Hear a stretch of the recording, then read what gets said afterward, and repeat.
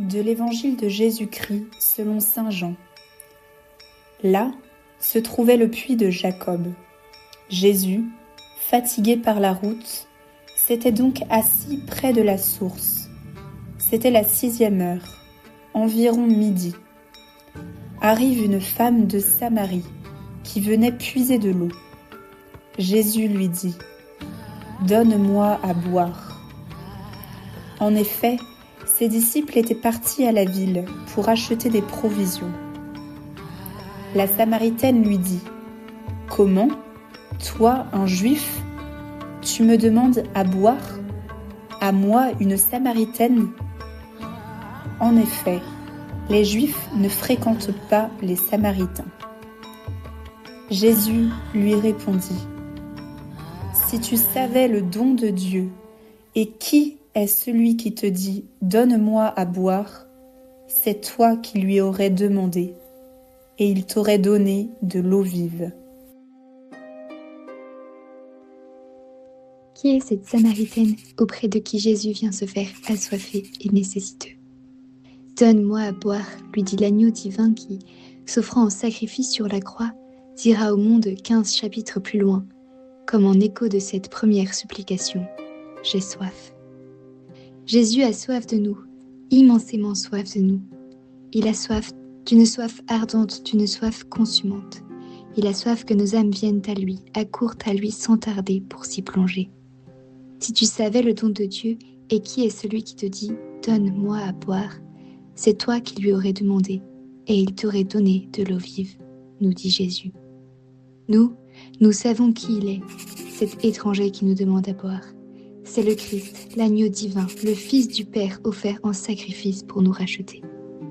Mais quel est ce don de Dieu, cette eau vive si mystérieuse que Jésus nous invite à lui demander aujourd'hui, personnellement, intimement, dans le secret d'un dialogue sans témoin. Rien que lui, le sauveur assoiffé de nous est source d'eau vive, et nous, envers qui il nourrit un amour infini que rien ne peut arrêter. Pourquoi ce carême n'est-il pas cette année le juste moment pour partir en quête de cette eau vive mystérieuse, cette eau vivifiante, cette eau revigorante, cette eau salvatrice ? C'est à travers le grand labyrinthe de la parole de Dieu et éclairé par la sagesse de l'Église du Christ que nous allons chercher ensemble où, comment et pourquoi puiser à cette extraordinaire source d'eau vive. Elle est vivante, la parole de Dieu, énergique et plus coupante qu'une épée à 2 tranchants. Elle va jusqu'au point de partage de l'âme et de l'esprit, des jointures et des moelles. Elle juge des intentions et des pensées du cœur, nous dit la lettre aux Hébreux. Alors, munissons-nous d'une Bible, d'un carnet et d'un stylo tout au long de ce carême. Nourrissons-nous de cette parole de vie qui nous mènera directement au pied de cette source mystérieuse dont l'Esprit Saint nous a parlé par les prophètes depuis le commencement. Notons attentivement ces versets qui frappent à la porte de notre cœur, qu'ils soient doux, choquants, réconfortants. Notons-les pour savoir les relire au temps opportun. Quelle est l'action de cette eau vive sur nous ? C'est de nous rassasier nos âmes, de nous laver, de nous purifier.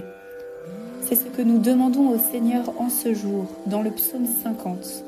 Lave-moi tout entier de ma faute, purifie-moi de mon offense. Et ce à quoi l'apôtre Paul nous invite dans la lettre aux Corinthiens.